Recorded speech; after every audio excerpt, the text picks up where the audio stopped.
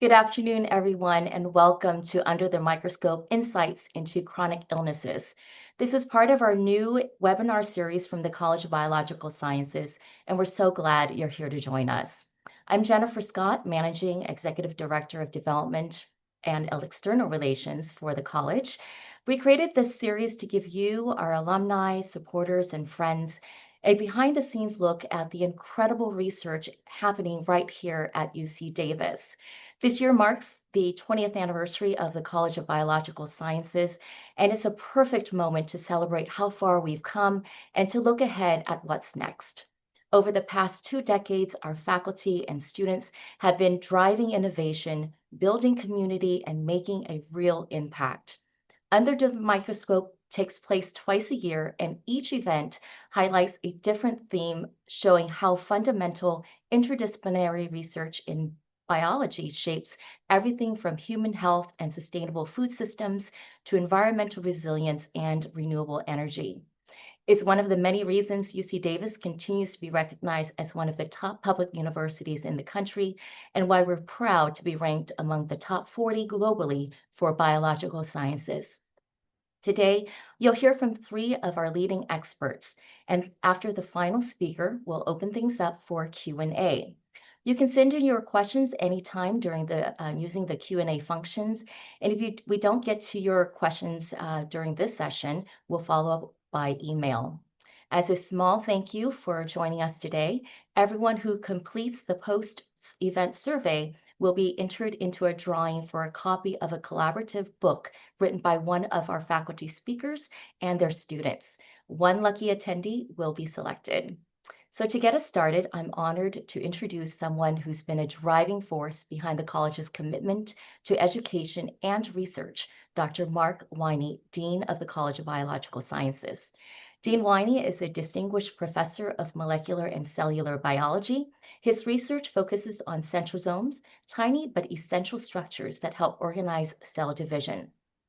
When centrosomes don't function properly, it can lead to serious issues like cancer and miscarriage due to incorrect chromosome numbers. He's also the longest serving dean in the college's history, now in his 10th year of leadership. Dean Winey is a passionate champion for student success and creating an environment where students thrive through hands-on experiential learning, peer-to-peer support, and strong mentorship. Please join me in welcoming Dean Mark Winey. Jennifer, thank you very much for the introduction, and welcome to everyone who's joining us for this webinar live right now or who are watching the recording in the future. It's been my great pleasure over the years to lead this outstanding college of about 125 faculty members across 5 departments and 3 research centers that command about $80 million a year in research expenditures to support their work. We'll hear a bit about that today. The college is also busily engaged in educating about 6,700 undergraduates in our 11 majors throughout the college in all sorts of different types of life sciences. And we have about 500 graduate students in the college as well, pursuing masters and mostly PhDs. Some of their work you'll hear about today from the faculty members where the students can do their PhD research. As I said, we have about $80 million in external funding for research, and the College of Biological Sciences, as you heard, in its 20th year now, and being a division before that, has been a hub for basic or fundamental life science research on the campus here at UC Davis since its inception. Basic research just asks fundamental questions about how living organisms work and thrive and interact with their environment, but often that can be directly tied, as Jennifer pointed out, to human health, to our food systems, to impacts on the environment or environmental impacts on living systems. And you'll certainly get a feel for that today with our 3 outstanding speakers, all whom are affiliated with the Department of Neurobiology, Physiology, and Behavior. Our first speaker will be Professor Aldrin Gomes, who studies how cells, how we regulate cardiovascular function, and it studies muscle physiology, has a particular interest in how medicines like ibuprofen interact with our heart and our muscles. Professor Gomes will hand it off to Professor Mark Husing, who works on beta cells and the cells they interact with in the pancreas. You might be aware that this is where insulin comes from, and work is fundamentally important to understanding insulin release and maintenance of blood sugar levels in our bodies, and of course is closely tied to understanding diabetes and insights about diabetes and how it might be treated in the future. And finally, we have Professor Joanna Chu. Now, I said all the faculty members are with NPB, Neurobiology, Physiology, and Behavior, but also Joanna serves as chair of entomology and nematology in the College of Ag and Environmental Sciences, but is very close to us here in the college and collaborates with many faculty members in the college. And she studies in the internal clocks in insects, and circadian rhythm in biology has been of growing interest and importance as we understand the how organisms like ourselves have daily and seasonal cycles in their behaviors, and how our genetic responses to changes in the environment in a circadian manner. And her discoveries shed light on timing in humans and how disruptions to our internal clocks affect health, sleep, and even lifespan. As you may recall from the setup or an invitation, there'll be a Q&A at the end, and we have the questions that many of you submitted when you registered. So thank you for that, and I believe there'll be an opportunity for you to enter questions as we enter into the Q&A, and I'll moderate that session. But before all that, we have three great speakers for you, and I'm happy and privileged to turn over the presentation to Professor Aldrin Gomes. Aldrin?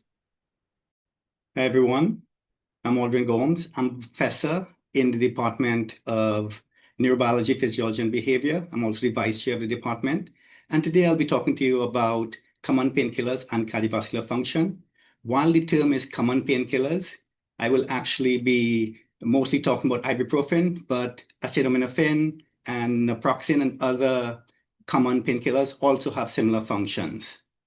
So my lab is dedicated to improving heart health and to try to reduce illnesses and deaths caused by cardiovascular disease. This is important because cardiovascular disease accounts for many deaths in America and worldwide. And over the last 65 years, you can see from this chart that our role of developing new medicines and educating the public has worked, and the number of deaths associated with cardiovascular disease continues to decrease. However, right now in America, one person dies every 34 seconds from cardiovascular disease. And cardiovascular disease is still the #1 cause of death in the United States. What motivated me to get involved in the current topic I'm going to talk about? Simply put, it was my mom. About 9 years ago, my mom was put on celecoxib, and 6 months after, she developed arrhythmias and other cardiovascular problems. And as a good son, I started researching the literature to see what was causing the problem.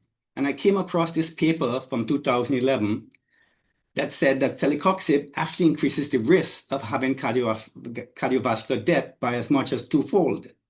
This shocked me, and as I read more, I realized it was actually pretty dangerous for people taking it long-term, especially if they have other comorbidities. So I told my mom to see a different doctor and get a different prescription, which she did. However, it turned out the doctor prescribed ibuprofen. That turned out to be worse. Ibuprofen, when taken regularly, can increase your risk of stroke by as much as 3-fold and increase your chance of cardiovascular death by as much as 2-fold. And I, as a scientist, didn't know this, so I was pretty intrigued. The challenge, though, with doing research like this is that over-the-counter drugs are considered safe. You walk in the pharmacy, even in the grocery, you can pick these up and use them. However, my research from my lab, as well as other research, clearly shows that ibuprofen and many of the other NSAIDs have a wide range of gastrointestinal, cardiovascular, renal, hepatic, and even endocrine side effects. Because it's so widely used, that is a cause whereby it can magnify even small risks. So let's say 10 million people in America take ibuprofen regularly. If even 10% of them have these severe risks, that's still 1 million people suffering these burdens, which is ending up being a large public health burden.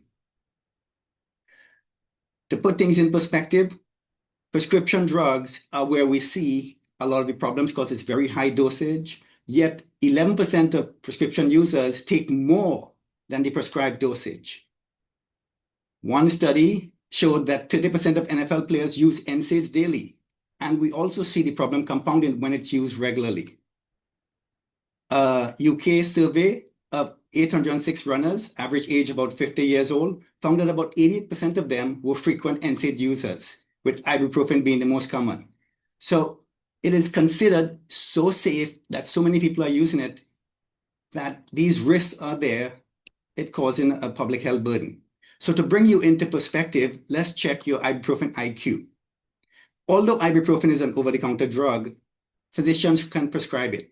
What do you think is the average number of yearly prescriptions in America for ibuprofen? Is it 1 million, 5 million, 10 million, or more than 15 million? It's more than 15 million. So a lot of people are taking very high doses of ibuprofen. Now let's look at how ibuprofen works. Ibuprofen inhibits an enzyme called cyclooxygenase, and I'll call them COX for short. There's two forms, COX-1 and COX-2. And these break down a product of the plasma membrane called arachidonic acid. And it breaks it down into prostaglandins. And these prostaglandins, there are many types. One prostaglandin is called E2, and this causes pain, fever, and inflammation. So when it's inhibited by ibuprofen, there's less pain, less fever, and less inflammation. The problem is ibuprofen also inhibits the formation of prostaglandin I2, which gives a protective coat to your stomach. And that's why when people take ibuprofen regularly, they have increased risk of ulcers and stomach problems. It also produces thromboxanes, which is important for blood clotting and tightening blood vessels. So when you take ibuprofen, the blood clotting is not as good, and the blood vessels are more relaxed. We use different approaches, and one that we use a lot is called mass spectrometry. This is just an expensive machine that sequences proteins and tells us where proteins are from and what protein it is. And we use a technique called tandem mass tag, where we can label each sample and then combine them. And the machines are so good now that they can detect less than 0.01 Dalton, which is a very small unit of weight. So we can detect, when we put things together, where that protein came from, how much of that protein we have, and what's changing. And when we compare hearts from mice that are given placebo versus those that are given ibuprofen for 7 days at an amount which would be about 500 milligrams per day, we found that ATP production pathways were altered. Less ATP was being produced, which to us was a surprise. We found that mitochondrial and peroxisomal fatty acid beta oxidation were affected. We found that the ubiquitin proteasome system was affected, and the antioxidant system was affected. This allowed us to do further research. So we gave mice ibuprofen extracted from the heart's mitochondria, and we looked at their properties. They're complex 1, complex 2. These are all mitochondrial complexes that bring about and making our energy in the form of ATP. We found that complex 1 was significantly inhibited in female hearts. That's the black line. The blue line is when you have normal activity, it's using up the substrate. And the red is when we completely inhibit it using a toxin that is known to kill the mitochondria. What was a surprise is that we found sex-dependent differences. Here below, you see the male. The male behaves more normal, while the female shows significant inhibition. We also see a lot of changes in metabolism. Glucose 1-phosphate is part of the glycolytic pathway, and this is increased when you take ibuprofen. So this was also a shock to us. Ibuprofen was altering metabolism of fatty acids, of glucose, of things that we take for granted. We also saw stress in these animals. So ibuprofen was actually stressing the heart. If you look at the Western blot there, showing that ibuprofen decreased glutathione S transferase, this is something our body has to protect us from something called free radicals, which is when we have reactive oxygen species being produced, they can damage our proteins and prevent them from functioning properly. These are actually causing a decrease in enzymes that are known to remove them. We also look at something called proteasome. Our lab is one of 5 labs in the world that specialize in something called immunoproteasome. And when you age, your proteasome activity decreases. but people who live over 100 years, they have higher proteasome activity than people who die at a younger age. So proteasome activity is really important. And we found that ibuprofen actually significantly decreases proteasome function in female mice. We also can do many other types of studies. One is where we isolate cells from the heart after being treated with ibuprofen or placebo. And we can then separate them with cell sorters to determine if these cells are stressed. And you can see here that these cells are very stressed after being given ibuprofen. And that is measured at the amount of reactive oxygen species. And it's not just cardiomyocytes, it's also fibroblasts. It seems that every single cell type in the heart gets stressed from the ibuprofen given to these animals. We can also look at it a different way. So if we look at this control, anywhere you see green, that is reactive oxygen species being produced. And when we give a small dose of ibuprofen, 200 micromolar is equivalent to you taking less than 400 milligram. This is what you will have in your blood. You can see the amount of green lighting up. And as a control, we can use something that's very toxic, hydrogen peroxide, H2O2, and you can see the amount of reactive oxygen species being produced, and these cells eventually die. We also do something called oxylipidomics using to detect oxylipids. And we're fortunate that UC Davis has one of the 3 best labs in the world for measuring these oxylipids. Don't be surprised if you've never heard this term before. It's a new area of science. And we now know there are hundreds of oxylipids that are very important for biological function. And what I told you earlier was that ibuprofen worked through arachidonic acid and these COX. So everything you see here in this red is actually part of the pathway we expect. So we expected to see these being decreased, and we saw them decrease because this is a well-established pathway for how ibuprofen works. What we didn't expect is we saw other pathways that were never reported, which are shown here. And why this is important is because it also caused the upregulation of soluble epoxide hydroxylase. And this is known in the literature. When this increases, it actually causes pain. And this is consistent with a recent paper published showing that people who took ibuprofen for back pain had worse back pain years later than people who never took anything for the pain. So my short term, what we want to do short term is educate the public. Medium term, determine the mechanisms by which these drugs cause the harmful effects. And in the long term, try to develop more options for safer pain relief. The good news is that in a test tube, we can relieve a lot of these problems we are seeing just by administering ibuprofen or any NSAID with vitamin C. And vitamin C is also a mild pain reliever. So going together, they actually complement each other. So let's finish off with testing your IQ with something else to bring something else that I couldn't talk about. Which of the following commonly used supplements and remedies might interact with ibuprofen and increase the risk of side effects? Is it turmeric, fish oil, ginkgo biloba, all of the above, or none of the above? It's actually all of the above. Ibuprofen interacts with over 400 different compounds. So a lot of people take ibuprofen and other things without knowing that they increase the risk of the side effects. And I would like to also show how important UC Davis is for students. We are one of the best universities in the country and probably in the world for helping students get experiential learning. Here, this book was written over a 3-year period, and it involved 35 undergraduates, 1 graduate student, and 1 MD, PhD. Now, what did we do for my mom after we took off ibuprofen? I did research, and I found this compound called tart cherry. It's a natural product, and when you take it in small doses, it has about 50% of the anti-inflammatory and pain-relieving effects of ibuprofen. And I found with my mom, once she didn't take it in high amounts, she took it at low amounts, it helped her reduce the amount of anything she needed. So she now only needs topical pain relief. However, before starting any new supplement, please consult your medical practitioner. With that, I would like to thank the members of my lab, and they're always happy because we do fun work, and our sponsors, National Institute of Health, American Heart Association, and UC Davis. And now I'd like to pass on the talk to my good colleague, Mark, and he'll be talking about insights into beta cells of the pancreas. Thank you, everyone. Wonderful. Thank you so much, Alden. That was amazing.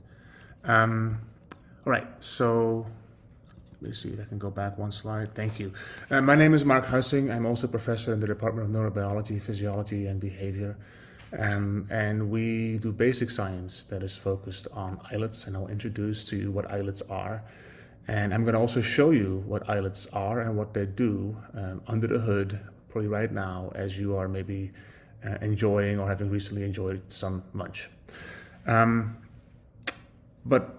I'm going to also tell you a little bit about how I got here. The two individuals pictured in this slide are probably not familiar to you, but in science they're pretty famous. And their names are Wiley Vale and Cedar Roger Guillemin. And they're famous because they've done some really amazing discovery research, for which Roger got the Nobel Prize for Physiology and Medicine in 1977. Now, I was born in 1977, so I have nothing absolutely to do with the phenomenal work that they did, but I'll tell you what they did. They figured out that the bottom of the brain, an area called the hypothalamus, is really instrumental in driving many of the endocrine systems, the hormone systems of our body, including your thyroid axis, including your stress response, and including the gonadotropin axis, the endocrine system that controls both male and female reproductive physiology.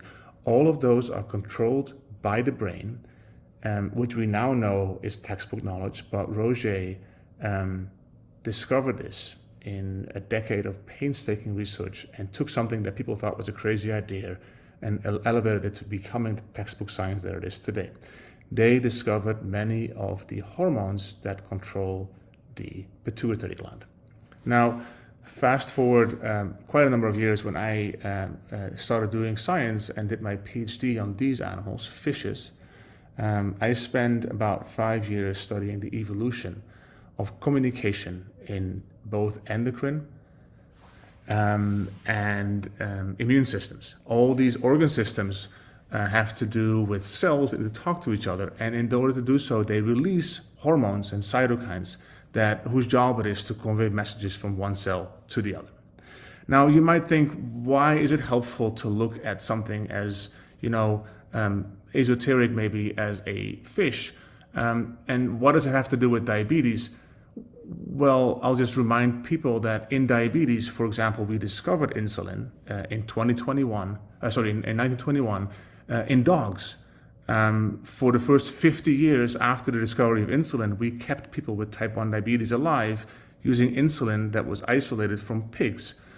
We use ferrets, we use pigs as models because they most closely mimic human diabetes. The whole history of diabetes research is one that is filled with examples where we've learned from the physiology of animals other than ourselves. So while I was in Wiley's lab many years later, he recruited me to join his lab.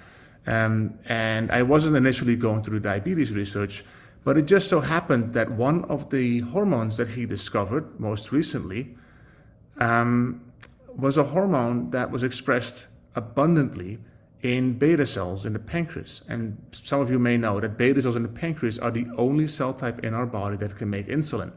So because the hormone that we discovered was expressed by beta cells, the question became, what does it do there? And that was 20 years ago, and that started my research in diabetes, and I still work on diabetes. And for every one question we try and find an answer to, there's two more that pop up, and I'll just try and give you a little bit of a snapshot under the hood as to what it is that we do in the lab. So even though insulin is the hormone that we most care about, because it's the hormone that if we don't have it, we cannot live healthy lives or even lives at all. Type 1 diabetes used to be a lethal disease. If we don't have insulin, we have diabetes. We have type 1 diabetes where our immune system inappropriately kills beta cells and therefore takes away our body's ability to make insulin. And then we have type 2 diabetes where we have beta cells, but for a variety of reasons, they cannot put out enough insulin to make the rest of the body respond appropriately and take the nutrients that we eat after a meal and store them away for later. There is also a group of diseases that is actually the opposite of diabetes. These are diseases of insulin excess, and they are usually pretty rare, genetic disorders where, because of some gene mutation, beta cells of usually infants, when this is diagnosed right after birth, produce so much insulin that insulin, that excess insulin, drives blood sugar levels to dangerously low levels. And in fact, some of these patients die unless you take away sometimes part of their pancreas. The reason why I introduced these rare genetic diseases is it illustrates that too much of a good thing can turn deadly very quickly. And of all the drugs that we prescribe to people, insulin is in the top 5 drugs that kill most people. An overdose of insulin by misreading a decimal point, or by an insulin pump that just gives a too high injection of insulin, can and unfortunately does turn lethal in patients on a daily basis, including in the US. So those of us who do not have diabetes never have to think about this. Our pancreas knows exactly how much insulin to release, at what time, and when to stop. A typical American will hope to live 75 plus years. Over that time lifespan, we consume about 90,000 meals if we listen to what we are supposed to do and eat 3 meals a day. And that means 90,000 times our nutrients go up after a meal and come back down to our set point. And our pancreas controls that without us ever having to worry about this. So how does a healthy pancreas do that so well?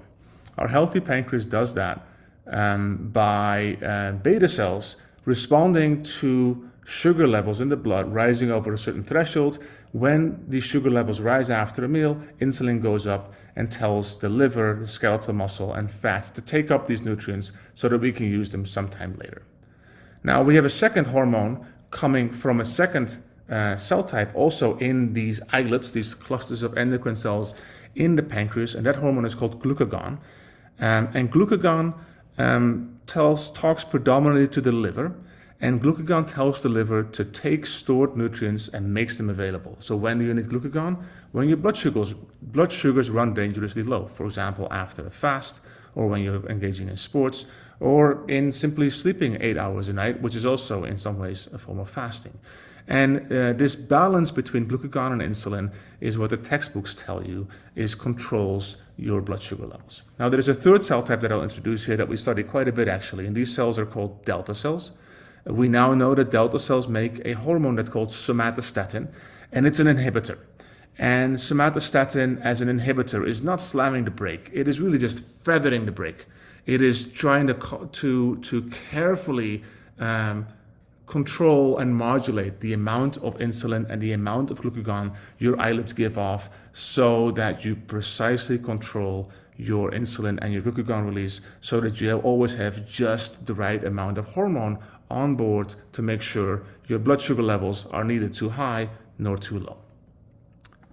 Okay, so this is a figure from the textbooks that I use to teach my physiology students. I direct a physiology course for 500 pre-med students, and I show them this figure that has this very simplistic view of when your blood sugar levels drop too low, your alpha cells turn up the glucagon secretion, and they will return blood sugar levels back to normal. And in contrast, after a meal, when your blood sugar rises, that activates your beta cells, insulin goes up, and that too brings your blood sugar back to normal. It's a very simple figure. It makes a lot of sense, and we now know it's wrong. And our medical students or pre-med students hate it when they learn that textbooks cannot be always trusted to have the latest science on board. And I'll tell you why this is wrong. And actually, I will, in the next video, show you why this is wrong.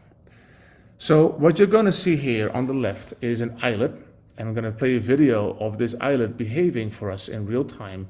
And in order to make the cells in this islet visible, what we have done is we have expressed a green fluorescent protein that lights up every time these cells activate a second messenger cascade that involves calcium.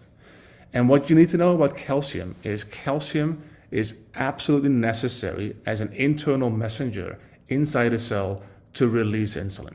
We cannot see insulin under the microscope, but we can see calcium under the microscope. So by looking at calcium, we know what happens with insulin. So every time you see one of these cells light up, you need to know that every time that happens, that cell is releasing its hormone. Now, we have purposefully expressed this genetically encoded calcium sensor, not just in insulin-producing beta cells, but also in alpha cells and in delta cells. And in doing so, we can actually visualize the complex dynamics of crosstalk that are happening in real time as we're exposing these islets to different nutrients. And because we're looking at 3 cell types at the same time, We've added the audio-visual aid to put a soundtrack underneath, so every different cell type has a different tune.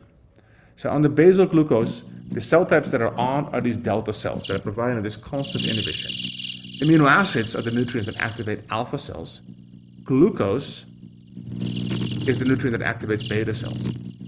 And then when you combine those two, amino acids and carbohydrates or glucose, you can see that the entire islet is lighting up. Now, sometimes you will eat a carbohydrate-only meal, but most of our meals consist of carbohydrates and amino acids in combination. And what this shows you is that the insulin secretion that happens in response to nutrients, particularly if the meal contains some proteins, is very much a collaborative affair between alpha cells and beta cells working together to secrete more insulin. Now, after a video like this, we take these live islets, in this case from a mouse, we fix that mouse, that islet, and then we stain it carefully for two different hormones. We label the glucagon in red, we label the insulin in white, and then we come back at the end of that and we find the exact same position in this three-dimensional islet that we imaged during the live trace, and we come back and we document that the alpha cells that behaved in a certain way are indeed red and the beta cells stained for insulin. And we can then quantify across dozens of, if not hundreds of individual cells, exactly how their behaviors change over time and in relation to each other. And in doing that, we are learning a lot about how these cells work together. And what we've learned from that is that the ultimate insulin secretion that we get after a meal, for example, in response to high glucose, is not just because of insulin being released directly because glucose activates these cells. There is a component to this that is dependent on alpha cells co-stimulating these beta cells at the same time that there is this modulatory, this feathering inhibition of delta cells, making sure that we don't overdo it and release too much insulin. Now, this is a ostensibly very simple system with really just two main hormones, insulin and glucagon. It is not simple. What this particular figure shows you is that every single one of these dots represents a G protein coupled receptor. This is a class of receptors that is among the most druggable receptors in the world, but by no means the only family of receptors. And there are hundreds of them expressed in just these three cell types. And every one of them does something important, and for some of them, we don't even know what they're doing. I'm only going to highlight one of them. That's this particular one, this blue one called GLP-1 receptor. That stands for glucagon-like peptide 1 receptor. It is abundantly expressed by the beta cell. You may not know this receptor, but you know some of the drugs that target it. Drugs like Wegovy or Ozempic, they are helpful in managing people's diabetes because they activate this receptor on the beta cell and promote more insulin secretion.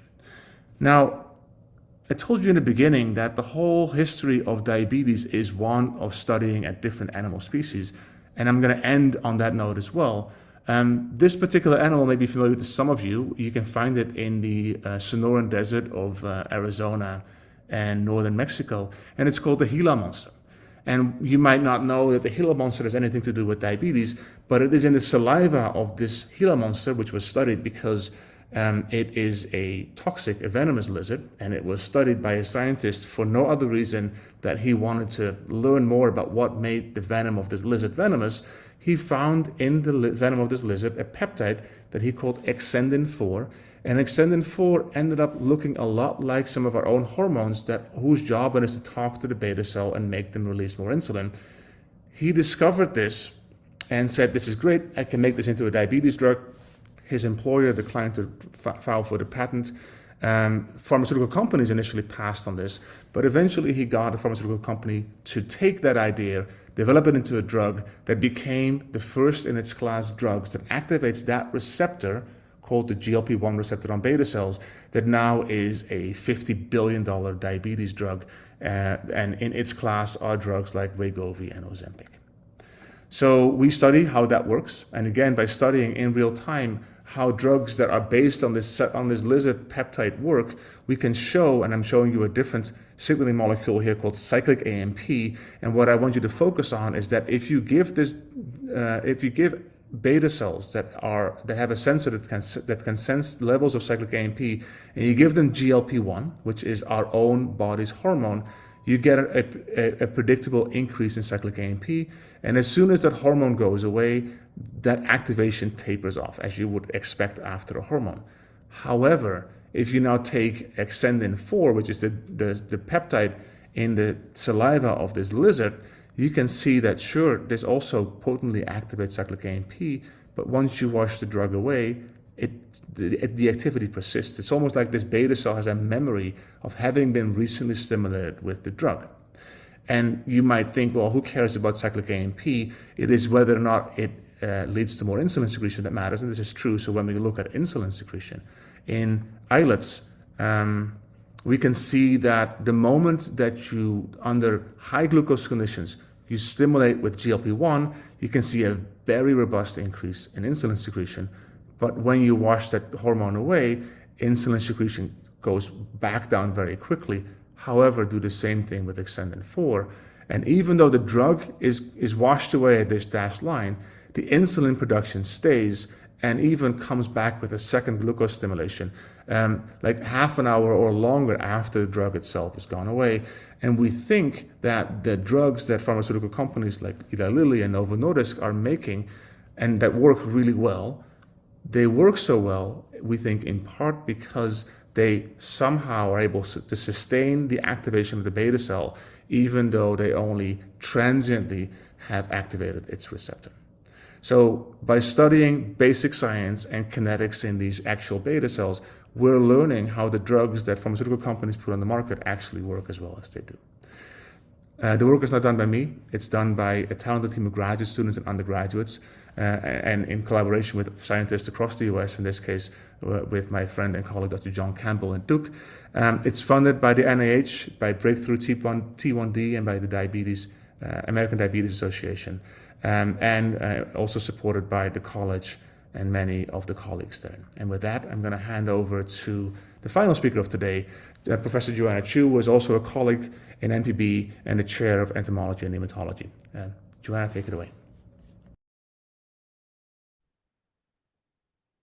Hi, everyone. Thank you, Mark, for handing it over. I'm going to turn off my camera now.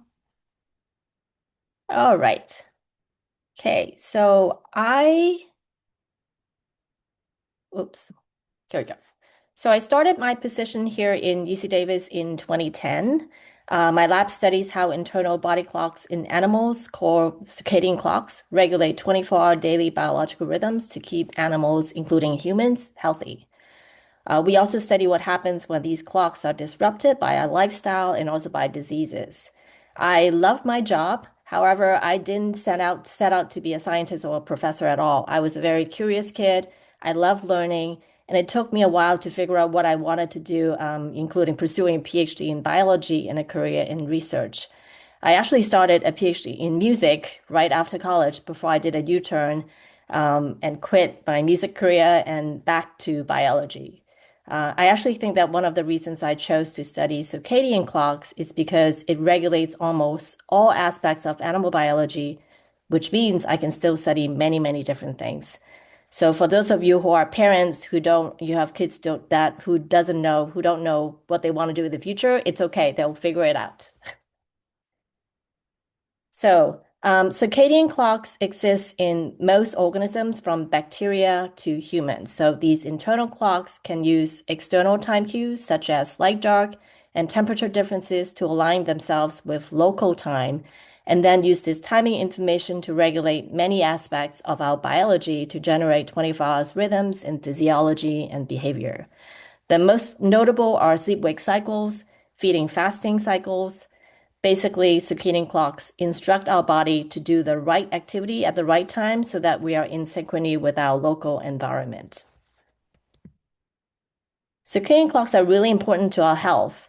Studies looking at shift workers whose circadian rhythms are often disrupted, or studies using animal models with disrupted clocks, have established that disrupted rhythms increase risk of many human diseases, from sleep disorders, cardiovascular diseases, diabetes, to even cancer. So for these reasons, there is an urgent need for scientists to understand the mechanisms that allow circadian clocks to keep accurate body time and also to identify different factors that could disrupt circadian rhythms. In advancing these basic understanding of the circadian system, it's important to improve human health span and also lifespan.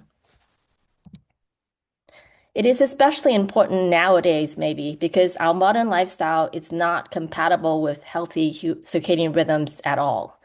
There are many things that we do every single day that disrupt our circadian rhythms.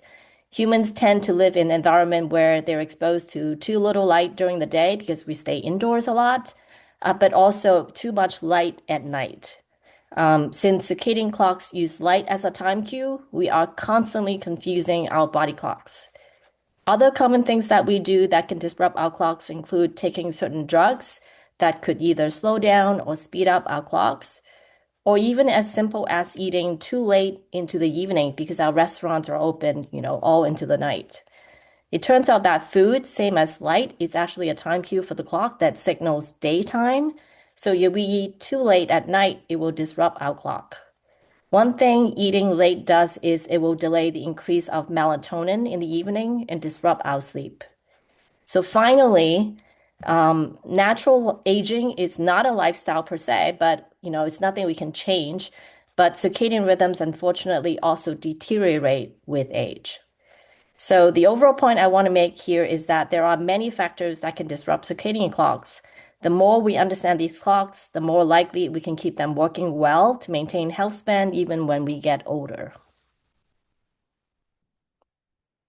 So my lab studies many aspects of circadian clocks. One question we are currently pursuing is how food is interpreted by these clocks as time cues to regulate daily brain function. So previously, most circadian scientists focus on studying how light and temperature are used as time cues, but there are now indications that food is actually a very strong time cue. So key questions that we are asking are, one, for example, how circadian clocks will be altered when we change the quality and quantity of food. For example, if we constantly eat fatty food. Secondly, we are also investigating how changing timing of food intake, so meal times, can alter circadian rhythms as well. My lab does not use human subjects, but instead we use either Drosophila flies or mice as our subjects. Amazingly, it turns out that circadian clocks in flies and mice function pretty much the same as in humans. So using them in our experiments allows us to sacrifice these animals to measure changes in brain biology, including, for example, how daily rhythms of protein expression and activity changes in the brains, and also how these molecular changes eventually could manifest into changes in daily rhythms in physiology and behavior. So with the time I have today, I can share with you some of our interesting results in experiments in which we feed flies with high-fat diet instead of standard diet. When we analyze proteins extracted in brains of flies that were fed standard diet using a machine called mass spectrometry, which I believe Aldrin actually mentioned earlier, we could actually analyze hundreds and thousands of proteins simultaneously.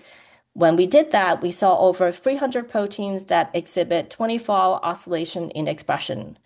Interestingly, when flies were fed high-fat diet instead, most of these protein rhythms disappeared.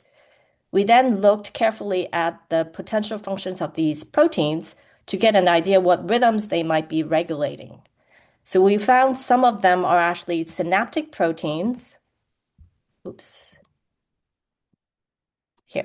That are known to regulate sleep-wake cycles. So the obvious next experiment when we saw that was to check the sleep profiles in these animals. So as you can see on this graph shown on the right, the black line shows 24-hour activity profile of flies fed standard diet, and the orange line shows activity profile of flies fed high-fat diet over the 24-hour cycle. Whereas standard diet flies show characteristic dawn and dusk peaks of activity, and also consolidated nighttime sleep, just like humans. The animals that were fed high-fat diet have more fragmented activity profiles, and their sleep are not as consolidated. Their profile is kind of like all over the place. From our protein data set, we also found that high-fat diet disrupts 24-hour rhythms of proteins that regulate the permeability of the blood-brain barrier, which is important for brain health. As shown in this cartoon on the right, blood-brain barrier, or BBB, it's a membrane between the brain and our circulatory system. So the BBB controls transport of nutrients from the blood to our brain, and also helps remove toxins from our brain to protect damage. So understanding how the BBB rhythm can be maintained over the 24-hour cycle is very important, given that disrupted BBB is known to affect restful sleep and also speeds up many neurological diseases and also aging of the brain. So given that we saw disrupted daily rhythms of BBB proteins, we went on to measure daily rhythms in BBB permeability in flies fed standard diet or high-fat diet. So the results are shown here on this graph on the right. X-axis of this graph is 24-hour time, and then Y-axis is BBB permeability. Our results show that, as expected, there's a nice 24-hour rhythm of BBB permeability in flies fed standard diet that's shown in the black line. You can see it's higher at nighttime. But this nice rhythm actually totally disappears in flies fed high-fat diet, which is shown in the orange line. The line is more flat. We are now using fluorescence microscopy to find out why BBB permeability rhythm is disrupted in flies fed high-fat diet. My students are testing a hypothesis that specific BBB proteins, such as the one that is shown in purple, are normally rhythmically localized to the BBB, and this rhythm is disrupted when flies eat fatty food. So the green is actually signaling where the BBB is. So in the short term, we hope our studies on how circadian clocks use food as time cues can provide data-driven insights into the beneficial effects of the new therapeutic strategy of chrononutrition, which in some cases is called intermittent feeding fasting. Some of you might be familiar with that. It has been shown in clinical studies, such as this one shown here in this diagram, that restricting eating time to about 8 to 10 hours during the active period during the daytime can improve metabolic parameters of individuals with metabolic disorders, even on top of the medicine they're taking, for example, statin. We also hope to identify protein targets and physiological systems like the blood-brain barrier that are affected by disrupted rhythms due to unhealthy eating habits or metabolic disorders. In the longer term, we hope to continue advancing basic understanding of circadian clocks and how they regulate biological rhythms. Also, understanding how various diseases and aging process, shown here on the diagram on the right, impact circadian rhythms could lead to new therapeutic solutions. For example, circadian scientists now know that cancer cells lose their circadian rhythms, and it's been shown that restoring circadian rhythms in these cancer cells could even slow down cancer progression. So looking towards the future, a vision of many circadian biologists is to integrate circadian timing with the practice of medicine. The goal is to align medical treatments with the circadian rhythm of patients to improve efficacy and even reduce side effects. So there are a number of ways this can be achieved, including optimizing treatment time or timing of medication. So this strategy is called medical chronotherapy. Or we can improve lighting conditions in hospitals to improve patient outcomes. So this is called lighting chronotherapy. There's also the concept of chrononutrition by altering meal times, which I already mentioned earlier. And finally, we can identify new molecules that can be used to strengthen the circadian clock, perhaps in older individuals or patients with disrupted rhythms in various diseases. So this vision is actually very realistic, but will certainly require collaboration between basic scientists and clinicians and doctors, etc. So, I mean, in my book, Maintaining Circadian Rhythm is Preventative Medicine. So I'm going to end by acknowledging my lab members who are always hard at work, as well as NIH, which provided all my funding for my work on circadian clocks since I was a postdoc many years ago. There it is. Yes, I'm going to end here. All right. Joanna, thank you very much for that. And we'll bring our speakers back for a Q&A. I remind the speakers and the audience that the Q&A feature is turned on and people can type questions in. There are a few there already. And a few comments. First, thank you for the great presentations. I really appreciate it. For the folks in the audience, you got to see a lot of advanced technology applied to biological systems, many of which have become available during my 35-year career and weren't available when I started out. Proteomics, flow cytometry, live cell imaging, all the fluorescence imaging you saw. It's really remarkable how far life science research has come. You also got to hear from our faculty from their teaching side and how strong they are in educating our students. Aldrin did active learning. He asked you questions during the presentation and asked you feedback. Mark showed you that the textbooks are out of date, but the faculty are up to date and will bring the students up to the current level of knowledge. And Joanne dispensed a little bit of career advice, which is something else we do with our students. So I hope you appreciate that as well. I think the first set of questions, Aldrin asked to answer the first two written questions live from the Q&A about testing in humans and a particular test that someone was asked to be involved in. Aldrin. Yes, thank you for the question. So I'll start with the question from one of our guests, and he asks, they have been invited to participate in a clinical research study being conducted by UC Davis Health. This study is focused on evaluating a topical NSAID for pain relief for knee osteoarthritis. Should they decline participation? What are the risks associated with topical NSAIDs? Excellent question.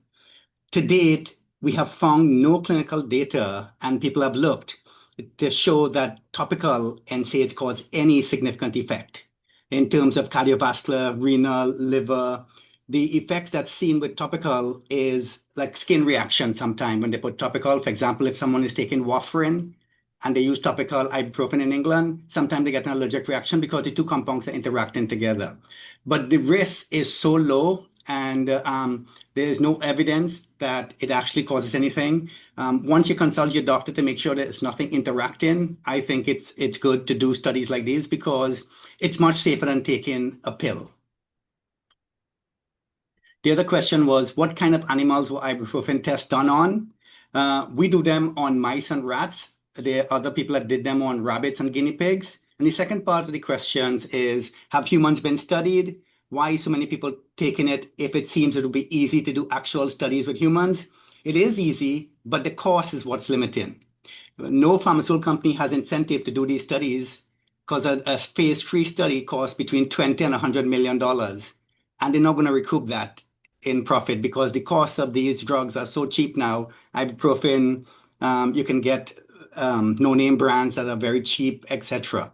So even though we know about it and we delineate from what has been done already, there is no studies and no one wants to fund studies that directly look at it in humans in proper controlled trials. Thank you, Aldrin. I did neglect to say that we will attempt to answer as many questions as we can. Some of the questions submitted ahead of time when you registered were rather specific and medical in nature. No one on the screen is an MD, and we will not be dispensing specific medical advice. That's we're not qualified to do that, nor would we do that in a public venue like this. I think I'm going to ask Joanna and Mark for quick comments about sex differences in the systems that they study. That was a theme in the submitted questions, and then we might have time for another question or two after that if they want to select some from the Q&A chat. Let's go with Joanna first, then Mark. Okay. So most of the studies in circadian clocks have been performed mostly on male animals, and that is changing. There's definitely sex differences in, effect of disruption, circadian disruption, and how it affects females versus males. But so far, all we can say is there are differences, but there's still a lot to do to actually know the difference between males and females. But the rhythms are definitely different metabolism is different between, probably Mark will tell you that, between males and females. Yeah. Thank you. Yeah, very much so. The metabolism is different, and Joanna is absolutely right that not only in preclinical research, where most of the research was done on male animals, also clinical research has been done mostly on men, sometimes only white men, and that is changing as it should.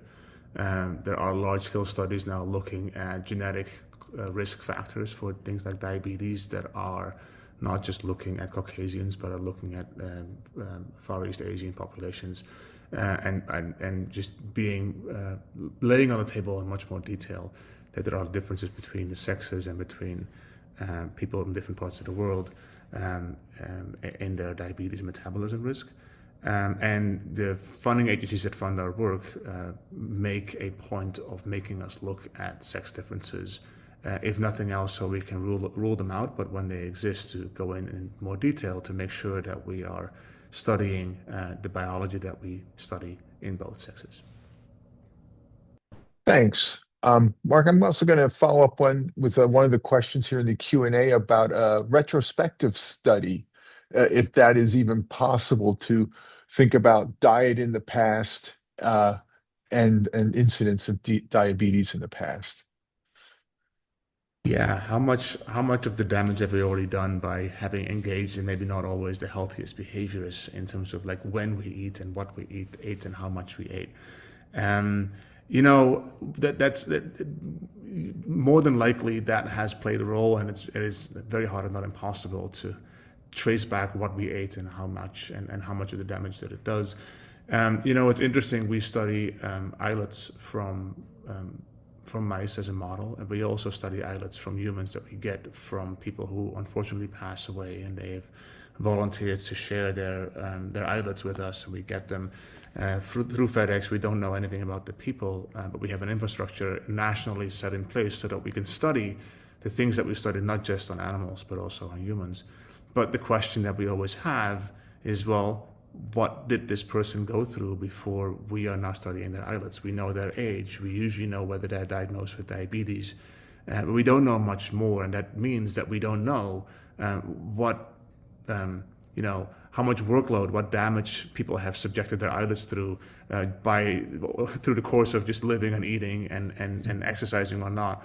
And it's hard to get a firm answer to that, but we as a field are now studying enough of these that we start to have a better picture. And I'll highlight the research from one of my colleagues, actually up in Canada, who recently has looked at the responses of human islets to not just glucose, carbohydrate, but amino acids and fatty acids. And I told you that the textbooks always tell you that glucose activates beta cells. Well, when she actually looked across hundreds of people, that was true for a good proportion of them. But there were people whose beta cells did not respond to glucose at all. They responded to amino acids. And from yet other people, their beta cells responded to fatty acids, but not much else. That was thoroughly surprising when it came out. And it just goes to show that people are different. And whether that's because of genetics, because of age, or because of the life history, or any combination thereof, we don't know, but we're starting to get there. Thank you. A little bit in the Q&A and certainly in the questions that came in early is a lot of interest in GLP-1 and that class of drugs. Mark spoke to it a little bit, but I was wondering if Joanna or Aldrin could comment on what's known or emerging research in their fields from these drugs, since they seem to have such a broad number of effects. I'll start with Aldrin. Yeah, so we looked at it to see if it was affecting muscle, and we didn't see any effect. So that was a good thing. We were wondering if it would also cause muscle wasting or problems like that, and it doesn't. So it doesn't seem to have the off-target effects on muscle, but with respect to other components, we don't know because we just study muscle. Okay, thanks. Joanna, anything in the circadian world? I think not solid right now, but definitely it's a hot field. But we do know that, for example, just simple like insulin affects circadian rhythms by directly affecting one of the key proteins that is at the core of the clock. So I'm sure there are effects, yeah. Mark wanted to add anything more about this class of drugs? Sure, I can make a couple of brief comments. I mean, these are drugs that initially were designed to improve insulin secretion and end up having, fantastically salutary effects on weight loss. However, And I just came back. I'm traveling right now. Actually, I just came back from a meeting at the NIH in Bethesda, where on this very topic, where it is very clear that some people benefit from this, but others do not. Some people suffer from terrible side effects where they get like very nauseous and can't tolerate these drugs, and others do not. And it's very clear that different people respond differently to this, and some people have tremendous benefits and others do not. And these benefits extend to, for sure, weight loss, lasting weight loss on some of these people. And it's also interesting that the pharmaceutical companies who make these drugs actually don't know why. And in some ways they don't care. And as a patient, you may also not necessarily care as long as it works for you. But yet there is the nagging question amongst all scientists, including those who work for pharmaceutical companies, that we do want to know the mechanism underneath it, because if we know the mechanism, the thinking goes, we can make these existing drugs work better. For example, isolate the things that make people nauseous, so we can just selectively select that out and make better versions of the drugs that are tolerated by more people. But yeah, it is clear that these drugs have revolutionized diabetes management and will continue to do so. Thank you. Can I actually add Please. something? So, I mean, GLP-1 exhibits circadian rhythm, right? Secretion. So, have there been studies in terms of looking at timed medication in terms of GLP? When is the best time? Because there must be a best time to actually administer that, and for patients to actually take that. Yeah. Sure. So it is interesting, right? So the endogenous hormone, our own body's GLP-1, lives only 2 minutes to 6 minutes in circulation. It is, like many hormones, meant to not last for a long time, because you want the signal to be there when it's needed, but not last for a long time.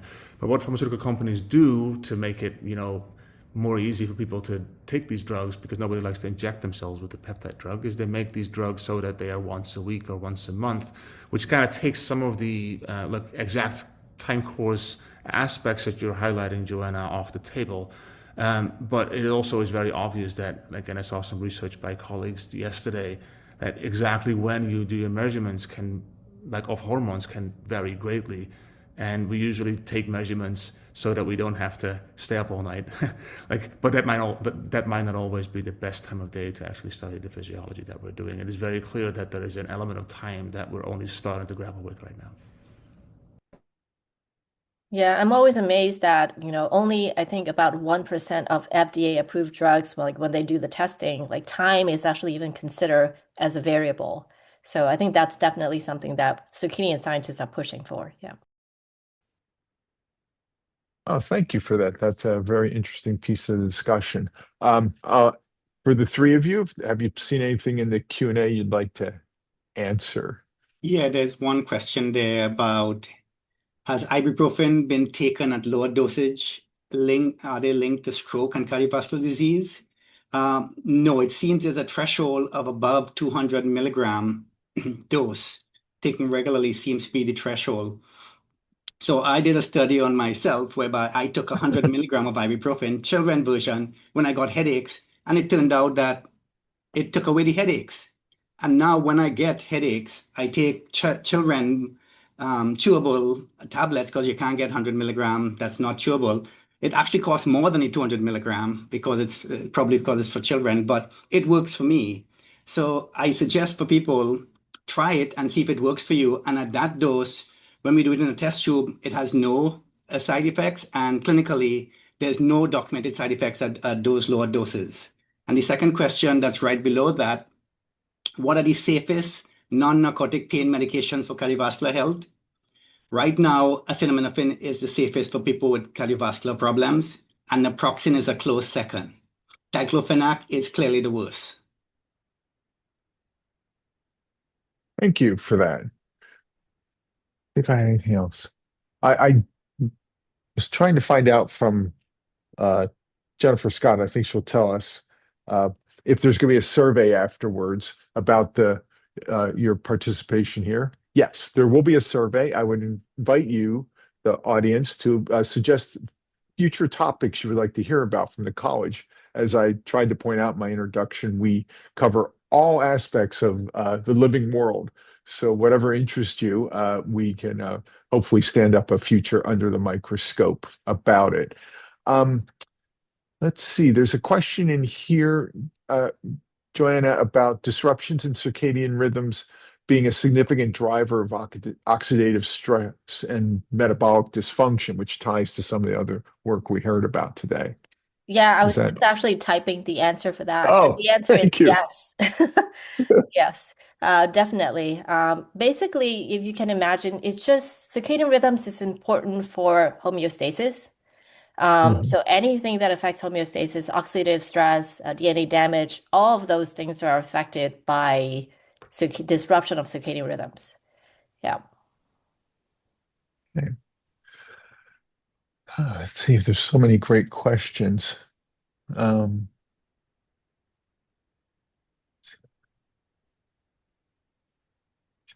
I had another through line here.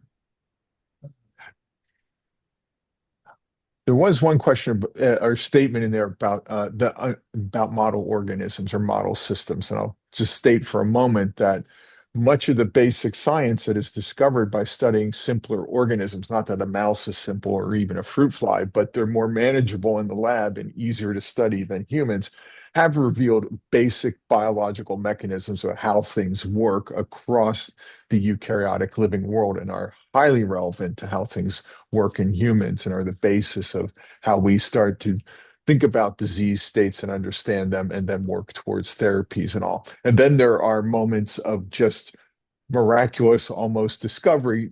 Mark Husing shared about the study of lizard venom as a place where a major discovery has been made just based on the curiosity of one person doing basic research without any particular goal to come up with an incredible therapeutic.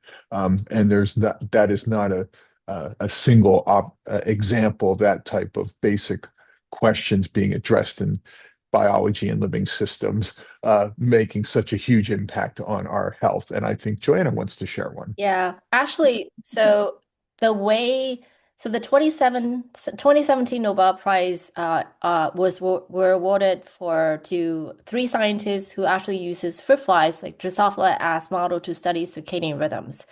So a lot of the things that we know about the human circadian systems was initially discovered in flies.